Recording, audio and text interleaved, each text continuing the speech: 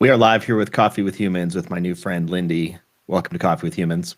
Thank you. Well, this is exciting. I know nothing about you other than here's something I do know. I asked in that little sign up form if your life was a novel, what would one of the chapters be? And you wrote From Fields to Fires, which is it's an interesting title of a chapter, and I want to get into that.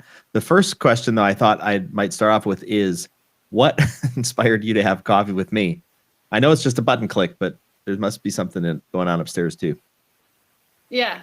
So, moment of truth. So, I spent during this last several months, during the pandemic, being at home, I spent a lot of time on social media. Not gonna lie, it's where I hung out a lot. And I do peruse on LinkedIn quite a bit, and that's where I found the posts that promoted Coffee with Humans. And literally the first thing is like, well, I'm a human and I drink coffee, so perhaps this is someplace I'd like to be. And I started noticing and I started watching some of the previous episodes, and when I started seeing the different conversations and just the wide range of topics that people just talk about, and the idea that you go from perfect strangers to actually kind of knowing a thing or two about each other, I'm like, that's me. I like that. That's awesome. Is that something that you've done frequently through your life, is met perfect strangers and then kind of got to know them?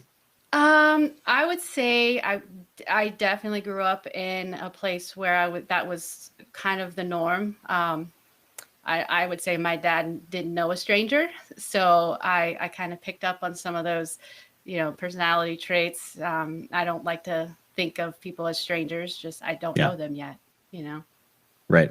My dad's very similar. People, I was standing in line at a restaurant the other day, my daughter and my parents, and I kind of have lunch with them, and I legit did not want to talk to anybody. I was just in one of those moods, and suddenly somebody comes up and they're like, "Hey, Richard," and all of a sudden they're talking. I was like, "Okay," and then he's like, "This is my son." I'm like, and I was like, "There it is." Hi. There it is. That is what I grew up with. Anywhere we would go as a family, I mean, it didn't matter. Church, grocery store, sporting events. If I was anywhere near my dad, I would get the introduction, whether I wanted it or not. And I learned from that, though. There were a lot of lessons, life lessons to be learned in that. And I'm grateful for it. But there were some very embarrassing times as well, for sure. Well, it seems like you and I are cut from kind of a similar cloth. One of the things that you had mentioned, and we just met, and for all of our viewers and listeners, anybody who's on Coffee with Humans, I meet them 95% of the time. I meet people about 8 minutes before we go live, and we've talked about nothing. However, you did make mention that you said my setup back here is very similar to your setup back there, and I made the comments like, "Yeah, I find safety in the corner," and it's cut. We joke about it, but it's like there is this idea of mental safety and how we craft our spaces. Yes. And yes, as I think about the experience of like, I don't want to talk to this person, whoever they were, at lunch. I remember kind of backing up, like, and I'm not standoffish, but I was just like, I'm retreating. I felt myself retreating to safety. I was like backing up against a wall. Like, you'd be the last person. If someone walks in the door, you'll be the last person they get to, hopefully, if you're in the back corner of the room. Sometimes. And it's also weird because I go on the other end of the spectrum too, and I will be like the life of the party and know everybody and meet everybody and be up front and all that stuff too. But there are certain times when it's just like, okay, I just need to like recharge, cozy up here. Yes. And I'm looking out, making sure like, is anybody coming? Anybody? Like, no, great. Good. I'm safe. Safety. Totally. It's totally true. Well, that's good. I'm glad that the post was shown to you. I'm glad that you clicked the button, because it's really just a fascinating time to know everybody. And so here's something, you're going to get an email later, but I'll tell you right now before I forget, because I sometimes forget to tell people. You're invited to an alumni group. where everybody's been on Coffee with Humans is invited into that. And right now, about half of the people who've ever been on Coffee with Humans are in there, and you'll get to know everybody. So that's like common ground already established. Thank you. Yes, exactly. It's like a tribe, right? Yeah. And I think that anybody who's brave enough to meet us, meet somebody online, stranger, yes, and just talk. I think that deserves something. I'm nervous, right? I'm nervous. I was nervous before we connected. I get nervous no matter if I know people or if I don't know people. It's the nature of. Go ahead. Where's that come from? Well, part of it is wondering what they're gonna think about me if I'm being honest, and that's part of my personality, wanting to be accepted, and so I'm already thinking about it. I was already thinking about it before I even clicked the button to join. Yeah, I'm in this phase of my life where I'm like, it's time. Like, we got to get over that. And so, I like me, they'll like me. So. Yeah. Isn't that key? I think, who was I talking to yesterday? Yeah. I was talking to somebody yesterday. We were talking about this idea of whatever your belief is in your head is how we act. And people can influence that belief, but they can't form it. We form our own beliefs. And if we believe, right, that we are not going to be accepted, we tend to act in a way that we are not accepted. Yep. And interpret everybody else's, and all the signs, because we're looking for confirmation for our belief. Right. So if I feel alone, I'm looking for confirmation that, I'm alone. If I feel unacceptable, I'm looking for confirmation like, I knew it. Mm-hmm. And that's where I think, like you talked about, if you are kind of like, hey, I like me, hey, you're going to like me. And even if you don't, well, you're one of like 8 billion people on the planet. So right, exactly. I'll just find somebody else to have coffee with then. That's exactly right. And it's funny because that fear, that nervous energy or anxious energy is so common. And people just don't, either people are in sort of denial about it, or they've gone through that point of like, okay, it turns out that nobody is thinking about me quite as much as me. Exactly. Yes. Yes. There's somebody made a comment back to me like, you're not that important. They didn't say it like that, right? But I was having a conversation kind of talking about the same thing, and like the response was like, are you really that important that people think about you that much all the time? Like, no, I don't think I am. So that was a mindset shift. Yeah, it is a sort of a paradox that we are all very important, and yet we are all very not important. Like, not important. We're like maximally, we are all 100% important, and yet the world continues on, and people forget about us. By and large. Here's the way I think of it. I am valuable, but I'm not that important. Hey, that's an interesting way to look at it. Yeah. Does that shifts your belief system for the positive for yourself? Yeah. Maybe a little bit. Interesting. So 2020, we're off the heels of 2020. We're into 2021. What was COVID and all that stuff like for you, or what is it like if you're still in that mode? So I had a huge, aside from COVID, and this was on the books before COVID was a thing, I was going through a major life transition, retiring from the military and the Air Force. And so I was going through that at the same time. All the COVID shutdowns started to occur. And I'm a people person by nature. And I was transitioning from essentially a family of people that I had been around for years and into a whole new domain of what life looked like. And just taking away those people made it pretty difficult for me. Obviously, stay at home, less travel, less engaging in public was a thing, especially over the summer. And that was a difficult transition for me because it wasn't a choice. It was this is what was happening, and I didn't plan for it. Mhm. And but on the plus side, one of the things that I was really looking forward to, which kind of happened organically, was being home more with my family. And I married, I have my husband, and I have a 13-year-old daughter. Um, and wow, I mean, I didn't really know what it was like to be at home all the time, and let alone be a mother at home all the time and a wife at home all the time. And I mean, talk about the fire hose effect. You got to figure it out, and you stumble through it. And we, you know, I don't, the new normal cliche, you know, kind of what's falling on by the wayside with me, because I'm like, every day is a new normal for me right now. Mhm.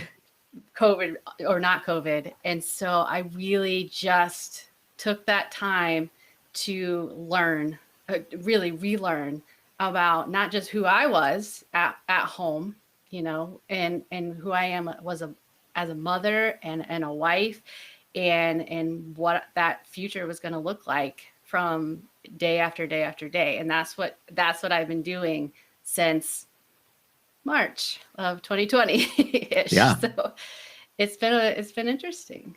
That's a pretty big transition, to retire from something which I'm sure has been a part of your identity for so long, Yes. and kind of reforming or filling that does it feel like a void? Does it feel like something is extracted and we got to like replace it with something, or what's it feel like in your heart?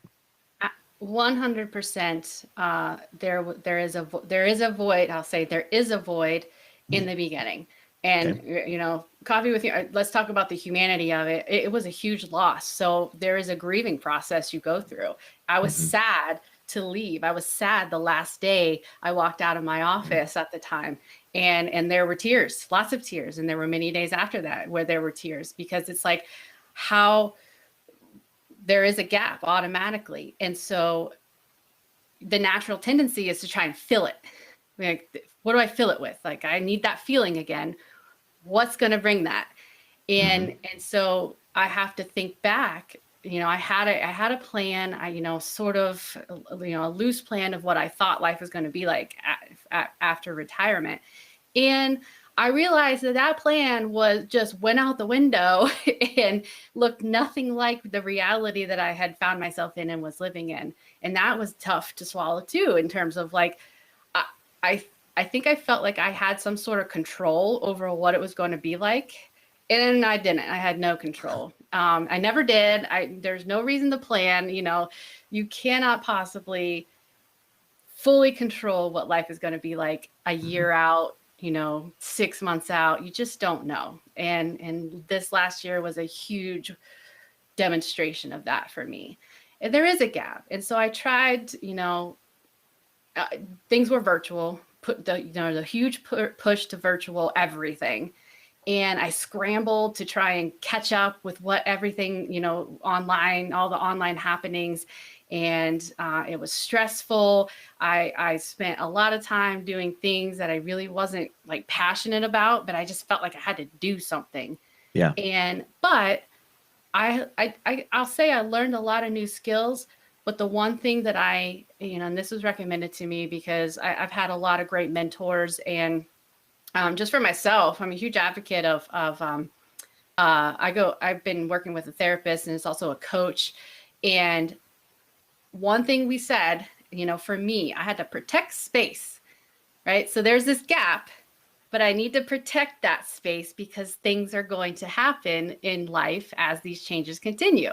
So if I Yeah. keep filling that space with stuff that I don't really want to do or like doing, or I have that's just going to continue to cause some emotional distress. Yep. So I had to learn that space, that gap was okay. It's Yeah. okay. And this is a process, and I'm still going through it, and it's been great. But I really, really did not expect it to be during a pandemic. That's for Yeah. sure. Well, it's maybe sort of a gift, because if you're in that space where you're having to learn how to protect that what kind of white space, Yes, right? It's like that blank page. This page intentionally left blank. that's right. Um, what better time than when the rest of the world is forcing you to keep some white space? Well, that's one thing that you don't think about it from that perspective. Because it's like we were kind of alluding to earlier, like, wow, I'm the most important person to me. So Right. people need to engage with me, right? I have to go out and I have to be sociable and I have to continue to be involved or get involved in organizations. And really, no one knew who I was, so they weren't sitting waiting for me.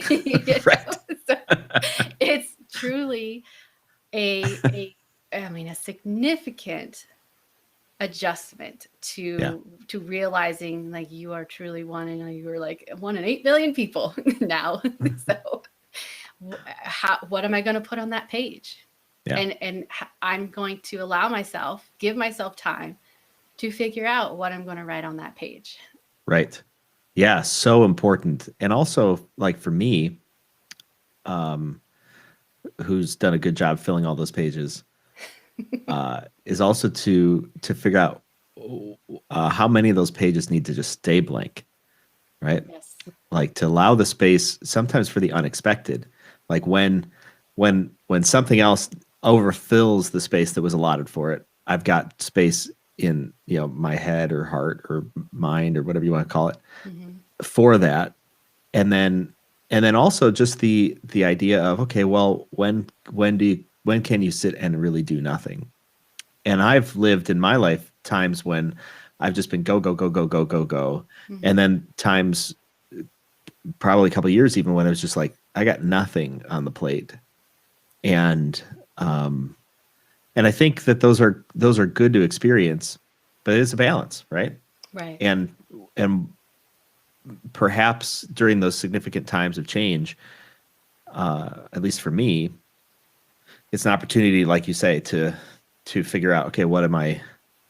Be assertive almost about yourself, Yes. and be like, wait a second, I'm not gonna do this, I'm not do that, I'm not do that. I'm taking this, and right, and be Yes. very self-controlled over your time and your energies. Yes. It was described to me as kind of making a contract with yourself. And you don't want to Yeah. bust the terms of contract because nothing good is going to come, perhaps after, in doing so. Hmm. And so it's just different frames of reference to kind of use in as you go through this process. And um, it's been good. It's Yeah. been healing. It's been I've been on this new.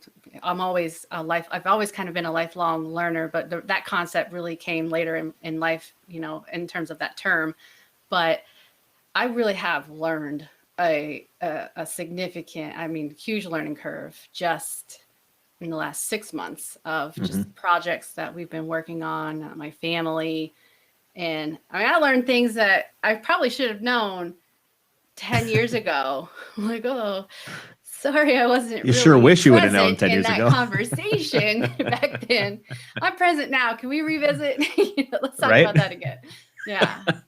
And so, I'm talking, truly, that's like in marriage and parenting and friendships and Yeah. family, all of those aspects. It's like the clouds have been lifted and the capacity to really sit and just be present Wow. is amazing.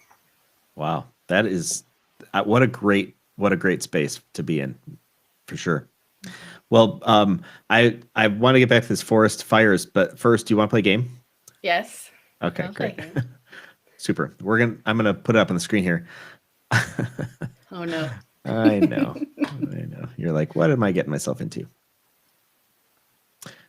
We're gonna play. Hold on, drum roll. Watch me draw it. Okay. Okay, so here's how this game works. I'll give you an example card here. Boop. A card will come up, and we'll have 1 minute to draw whatever this card says. So this sample here is draw a frog sitting in a canoe headed for a waterfall. Mm-hmm. And then a timer is going to start. And at the end of the timer, it's going to be pens down. And uh-huh. And that's yeah. Then we're going to vote. So at the end of it, we're going to put our screen, our pictures up to the screen, and then you and I can decide who wins Okay. the round. Okay. Oh, we get to Okay. vote for our own? You can totally Perfect. vote for your own if you really Okay. think that you did a great job. If you Okay. listen though, if you did a terrible job and you're like, this is great, then we're gonna sanction you. Promise. Nobody wants to be sanctioned. Okay, you ready for our first card? Yes. All right, here we go. 1, 2, 3, and draw a penguin playing hockey with a donkey. Okay. Go. Yep.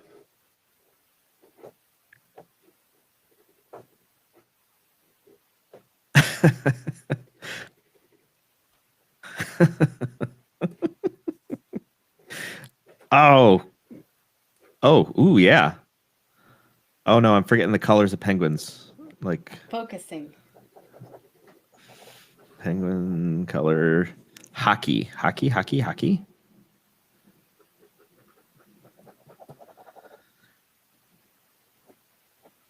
With a donkey?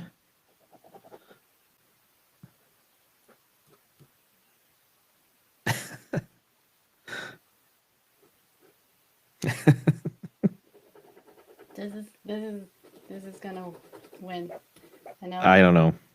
I'm having a hard time with this donkey. Things aren't going so well.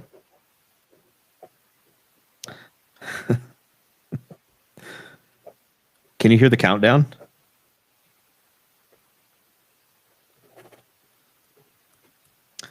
All right, that's it. It's over.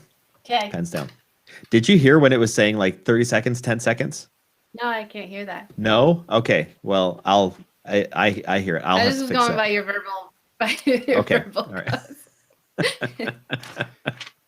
All right. Oh man. I'll go first since I'll take one for the team here. Okay. Here's mine. This is a penguin playing hockey with a donkey. Okay. I feel like it's like the hunchback I get donkey. I see the penguin. I see the hockey stick. Uh-huh. You don't like my donkey? I see three legs and a stick. Very good. You're a liar. It's not good at all. It's terrible. Good. I'm ready. jamming with that penguin though. Excited for mine. All right. Bring the heat. Here you go. Go ahead. Ready? Yep.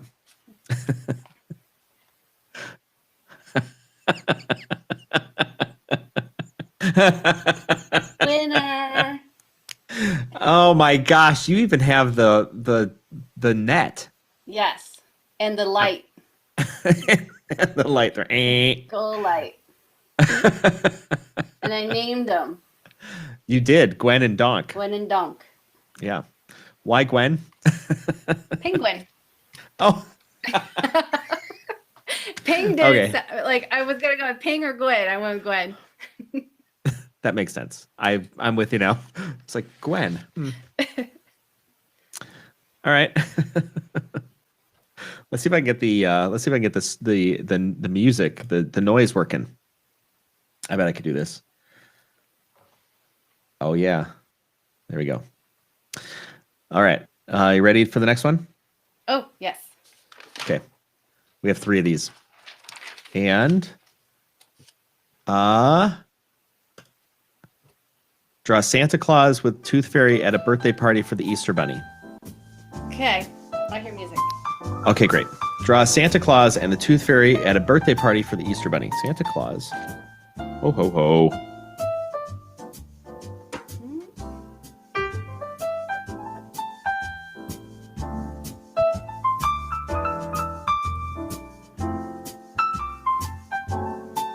Santa and the Tooth Fairy. Uh-huh.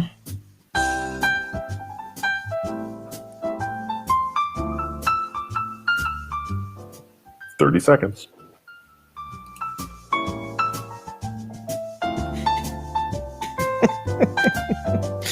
Oh, this is not good.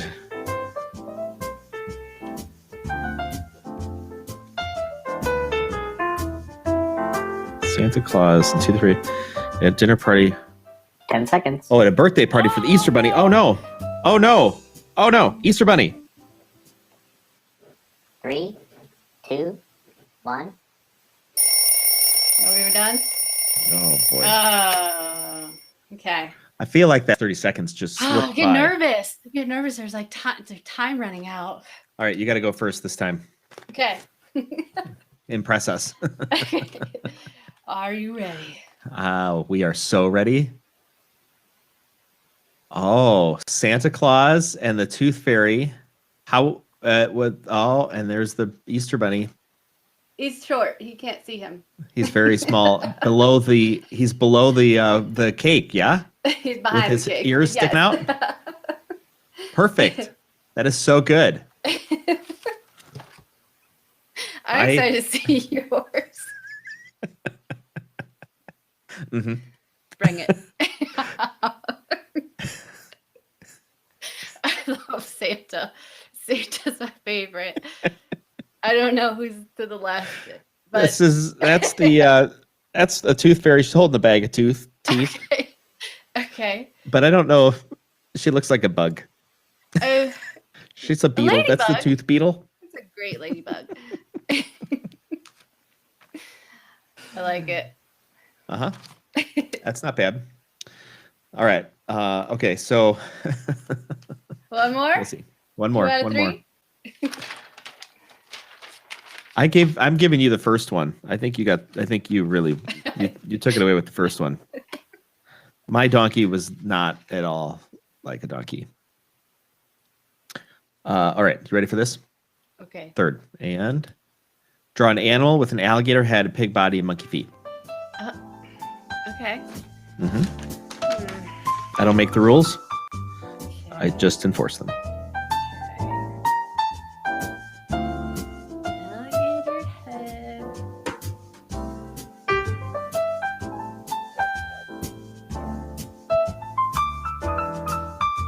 Pig body.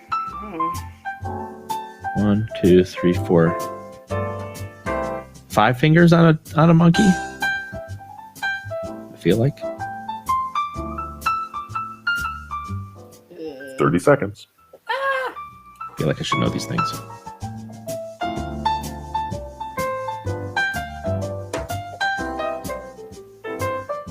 Okay. I'm not certain this is. I don't know. Something's not right with this. 10 seconds. So confident. 3, 2, 1. Oh my gosh, this is so silly. Oh boy. All right. See it. An animal with an alligator head, a pig body, and monkey feet. Yes. You know how pigs have those little hair wisps, like they are old balding people.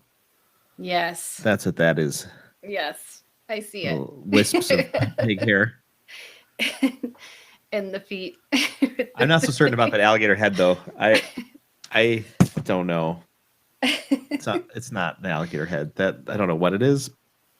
I don't know. Weird. maybe like a brontosaurus.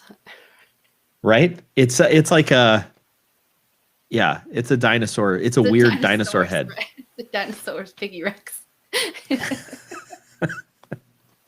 All right. Bring the heat. Okay. Now this kind of resembles another character that I was a fan of in the cartoon realm. Okay. All right. You got teeth on that alligator. That's good. Yes, vicious. Oh, and you got hair on the feet, the legs with the monkey. I mean, that makes sense. Yes. And Yes. And then the piggy tail, like that's And the piggy tail. That's the identifying feature, I think. The I tail. agree. Let's do a quick comparison with these so that we can. I was requested once that our viewers wanted to see them side by side. Okay. Uh-huh. I mean, they could be cousins. They are. Yeah, I'm going to go with that. Those are They're cousins. definitely friends. What was your second one? We'll go with the second one here. The bunny. Oh Birthday yeah. Party bunny. With Yeah. Santa. Oh, so good. Very. I feel like you did a great job on that. I'm going to give you the second one too.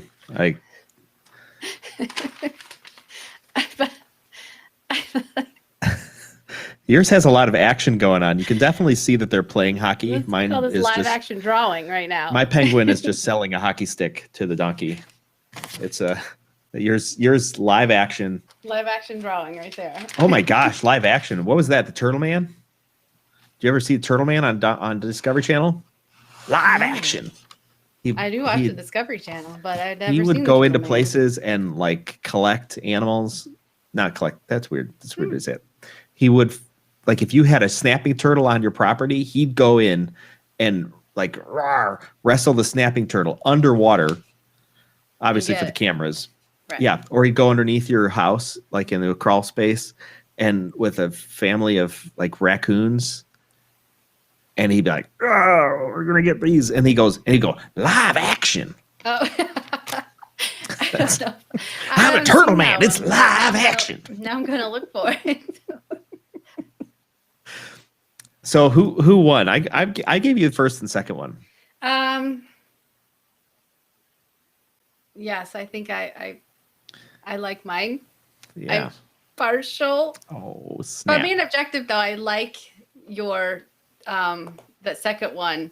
The little bunny was actually kind of cute. Right. Exactly. It A little was button tail. just like a little bunny. Yeah. Weep, weep, weep. It was Yeah. his birthday, and so he was excited to be there. What would the world be like if all the animals were line art?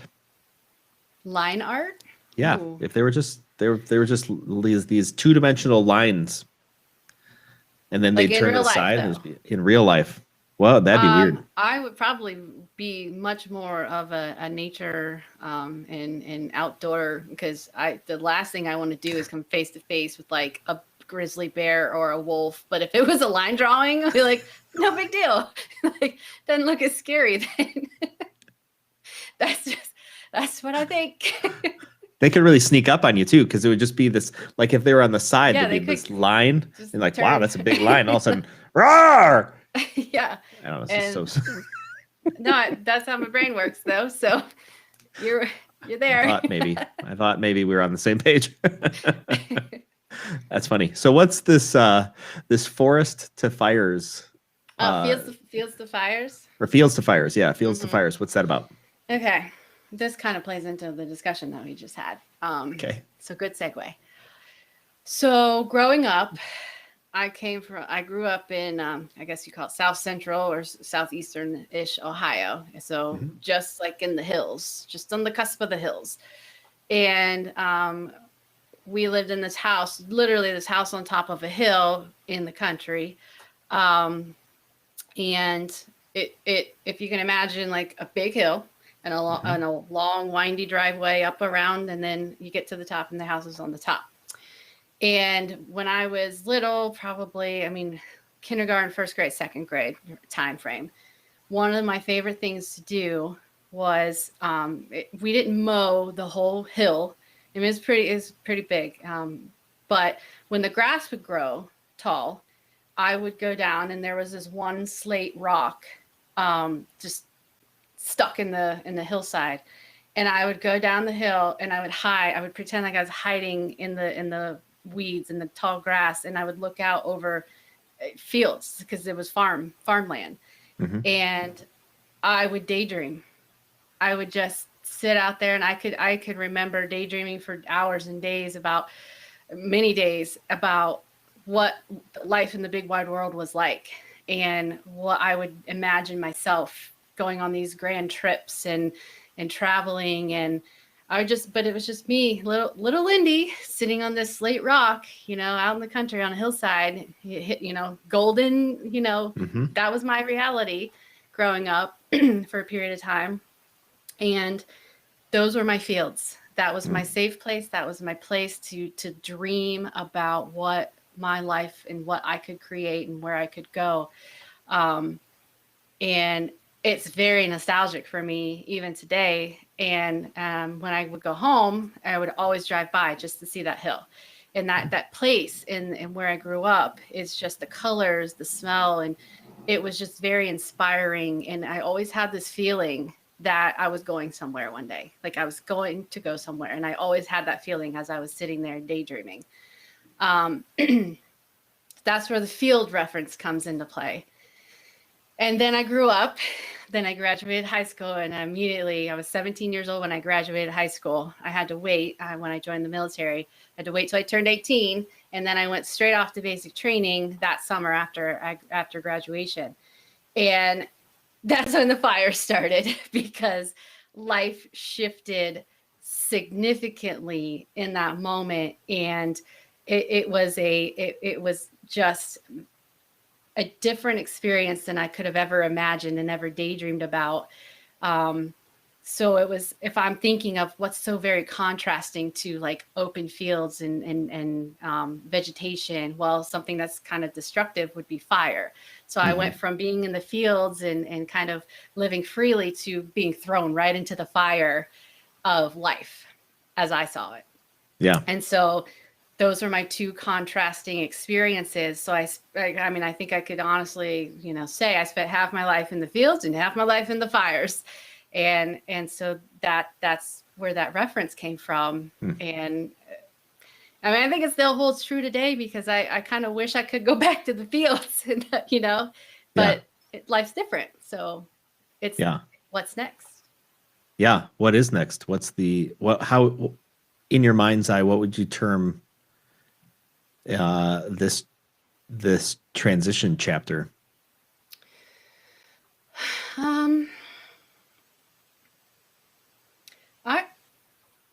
I think for me, I don't like to call it reinventing, because I'm bringing everything I am and everything I've developed into. So there's no reinventing who I am. It's building. I'm in a building phase. I'm in a learning and always growing.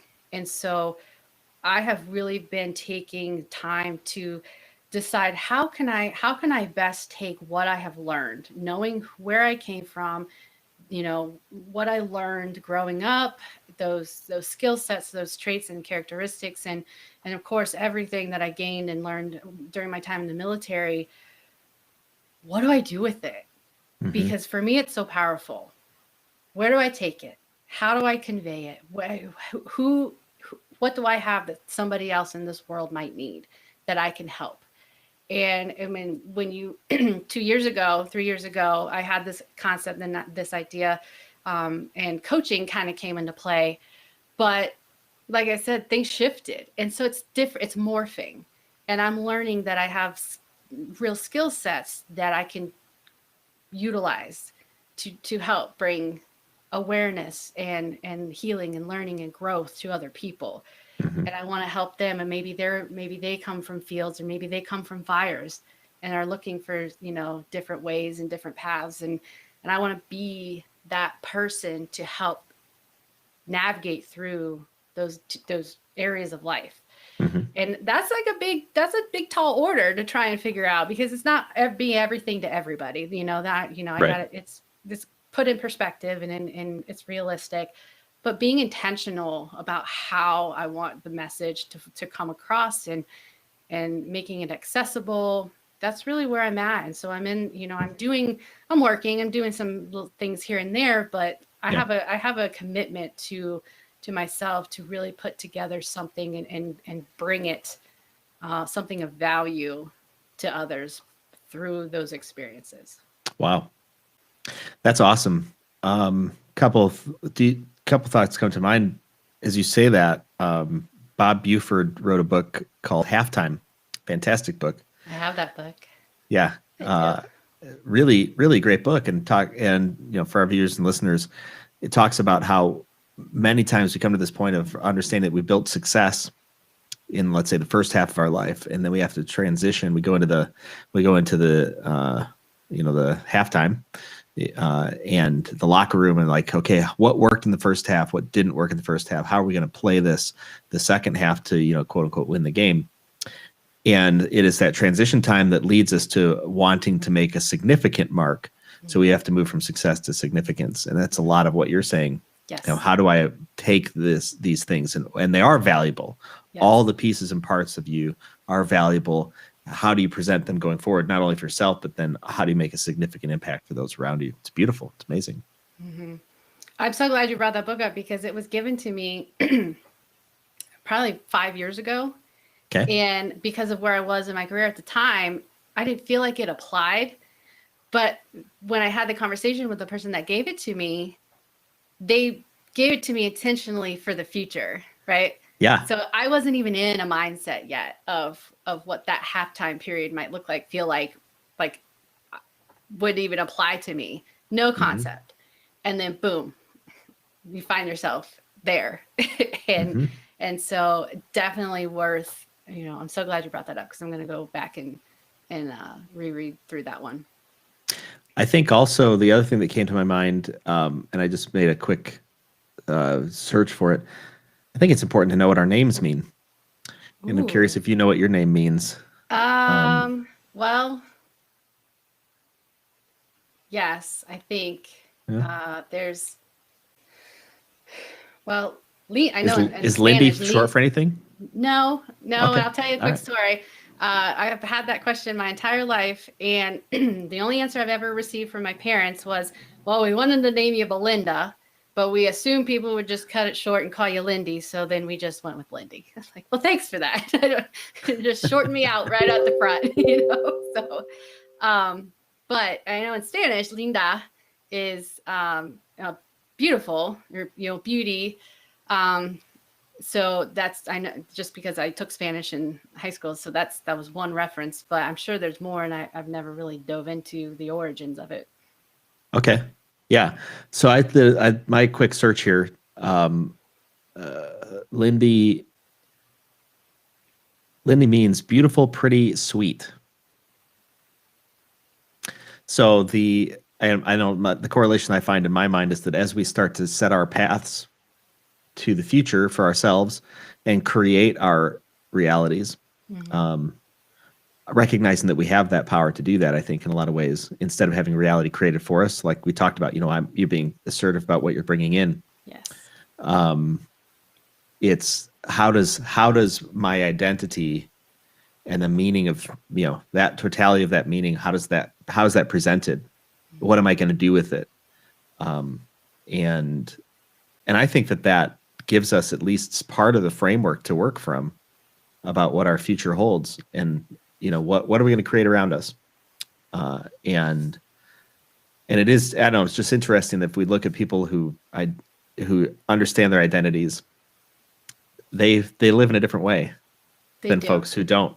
You're absolutely right. One of the things I can remember being told many times growing up is that I've always got my head in the clouds, and I'm like a butterfly, flitting here and there and everywhere. And I used to always take it as almost not kind of like a negative, but maybe like I felt more like they just don't understand me, right? If you don't understand me, it was kind of flippant in nature, that I don't have direction. I didn't have focus, and I wasn't really goal oriented. But now having, learned about who I am and my strengths and my weaknesses and all those, dynamic things about me, I look back on that and I take it for exactly what it's worth. Yes, I am a butterfly, maybe at times a social butterfly, maybe just going from flower to flower, just enjoying, the beauty of it all. And sometimes people think that that's wandering through life without purpose, but I'm purposefully looking at the beauty of things and probably don't care what's going on around me. That's exactly who I am. And I think that's a strength to be able to kind of block out some of the nonsense and extra things that really don't have any relevance or value in my life. And not a lot of people, that's tough for some people to do. You get bogged down by some of those things. And so I don't know. I just, in reflection, people were telling me the truth. Right. And I didn't understand it then. And that's why I love life, people, because they help you understand who you are. Yeah. Maybe you don't understand in the beginning, but there's, words have meaning. Like you have clearly articulated just in the last several minutes. The words have meaning, and we need to learn about. Yeah, it also seems that your particular identity allows you to show others, like that there is beauty, that there is sweetness, there is tenderness around them, because I think some people don't notice. They don't notice the beauty in a butterfly, just going from like not minding its own business, going from flower to flower, and how freeing that can be to sit there and recognize it's like, life is beautiful. Yeah. And it would seem that you have that gift of being able to influence people around you to see those types of things, because not everybody intuitively sees that. And it does take us all, and maybe your role is to play that for others, because you play it so well for yourself. Well, thank you. Well, I'm going to think on that one for a while. Well, I love it. Lindy, this has been awesome to get to know you. We are at the end of our time here on Coffee with Humans. I know, for our viewers and our listeners, but you are invited to the alumni group. Yes. Where the goal of that alumni group is really just to create this tribe of people who are looking to make themselves and the world a better place, and do whatever we can to do that. And so I would encourage you to get in there and then just introduce yourself and make friends, stir it up, and play your role and play it well. So thank you so much for being on Coffee with Humans. Anything you want to end with as we leave? Gosh. I know I threw that at you. I just want to encourage people to believe there's good in the world, because there is, and there is hope, and we'll all get through this. Awesome. All right. Well, viewers, listeners, this is another episode of Coffee with Humans. Thanks so much for joining us. Lindy, I will talk to you in just a minute. All right. Thank you. One of the things I love about Coffee with Humans are the raw conversations I have, meeting new people just like you. If you or someone you know should be on Coffee with Humans, go to coffee.com. Remember, the only rule is no signals.